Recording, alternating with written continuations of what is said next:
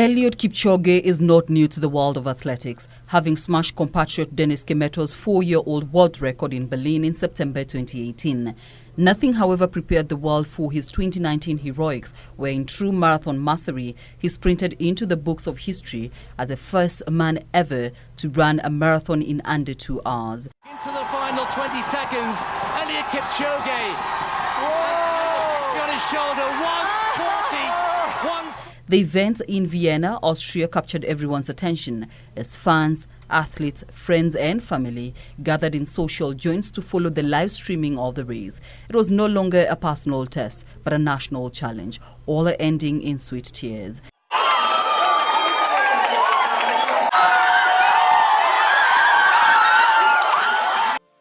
Peter Tabichi. A few months before this landmark race, another Kenyan had captured global attention.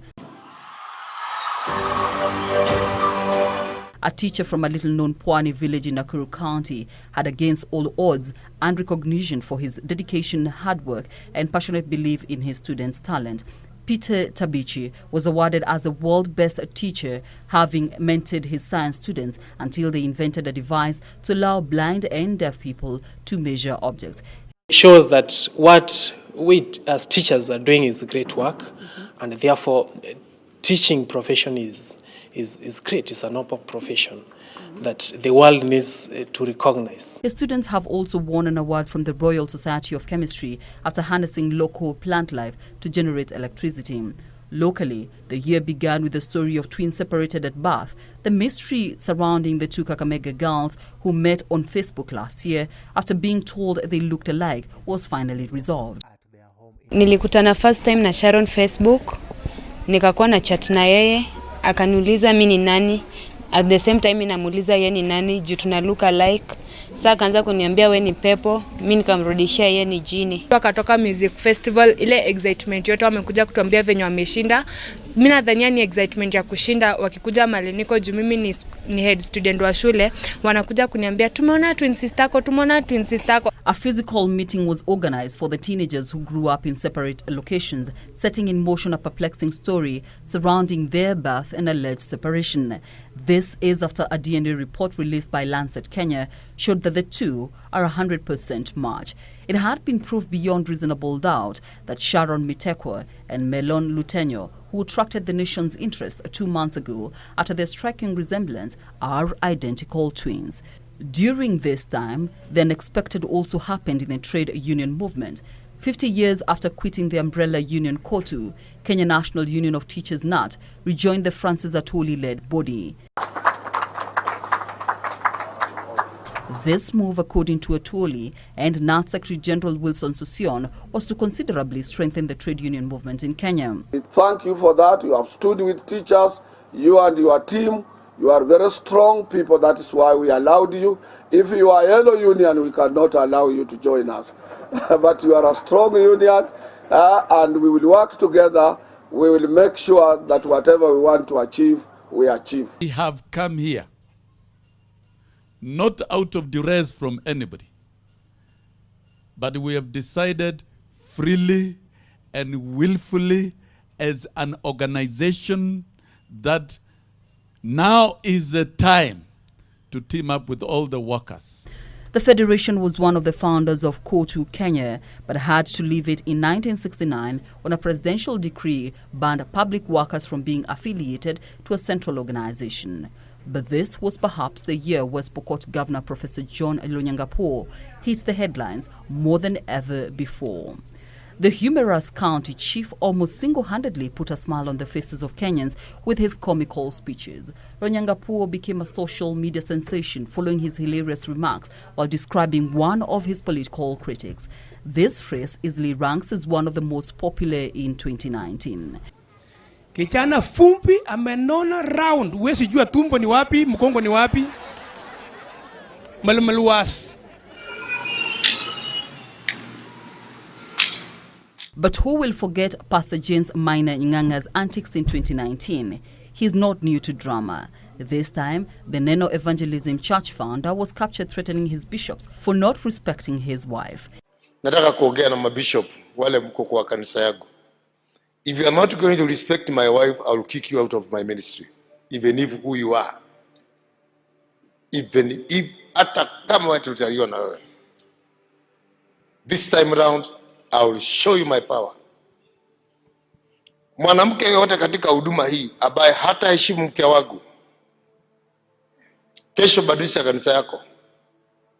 Kanisa yako badilisha uite yako, utoke kwa hii yangu. Wajinga hawa. Nganga threatened to chase all the bishops in his ministry over alleged failure to show regard towards his life. Mmetajirikia hapa hapa kwangu. Stupid. Arrogant. Mmenikuta hapa hapa mimi nikihubiri na mkokoteni, mkatajirikia hapa kwangu. I swear before God, I will show you who Nganga. The arrest of Nairobi Governor Mike Sonko also generated too much drama in 2019. In a comical and dramatic way, Sonko was apprehended by police officers at a roadblock in Voi en route to Mombasa, hours after orders issued by the Director of Public Prosecutions, Nordin Haji. Following a comprehensive investigation by the Ethics and Anti-Corruption Commission, and upon receiving and independently reviewing the investigation file, I have found sufficient evidence to warrant prosecution, and I have therefore ordered for the immediate arrest and arraignment in court of the Governor of Nairobi, Honorable Mike Mbuvi Sonko. Sonko was almost resistant of the arrest, as demonstrated by his attempts to bite a police officer who was cuffing him. Still in the capital, the return of Beatrice Elachi to County Hall, as the Speaker of Nairobi was characterized by complete disorder and confusion. Chaos ensued as soon as Elachi made entry into the county assembly, as a group of ward representatives opposed to her return tried to forcefully evict her from the premises. The faction was, however, met with commensurate force from MCAs backing the under-fire speaker, who has been away for 13 months. Singer Akodhe also earned praise from Kenyans for her efforts to help Kenyans who were ravaged by drought in parts of Turkana County. The mother of 5 mobilized and raised funds, which enabled her to purchase food and non-food supplies, which she later distributed to the affected people in Turkana. This gesture is perhaps the most moral and one which she received commendation and respect from majority of Kenyans. In a somehow confusing tale of 2019, the stowaway who fell off a Kenya Airways plane moments before it landed at London's Heathrow Airport in June still remains a mystery. Sky News had identified the man as 29-year-old Paul Manyasi, who worked as an airport cleaner. His parents appeared to corroborate this as the truth initially, but the family later refuted this assertion, instead claiming that their son was still alive. Wakaonyesha picha, sisi tukawakataza, huyu si mtoto wetu.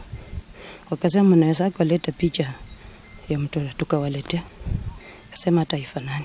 Mjukuu wangu hajawahi kufanya kwa ndege, hata mimi nakumbuka ya kwamba hajawahi kupanda ndege kwenda mahali popote. What's more, the Kenya Airports Authority and the cleaning company that is said to have been his employer maintain that they did not have any records showing that Manyasi worked at the airport.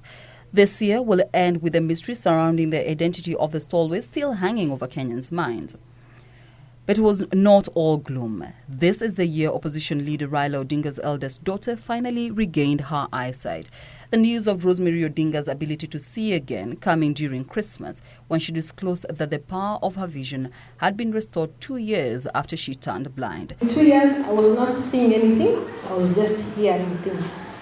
So when I saw my children, it was very emotional for me. The revelation came as good news to the majority of Kenyans who took to social media to express their delight in the amazing recovery of a fellow citizen. Caroline Kamau reporting for Channel 1 News Hour.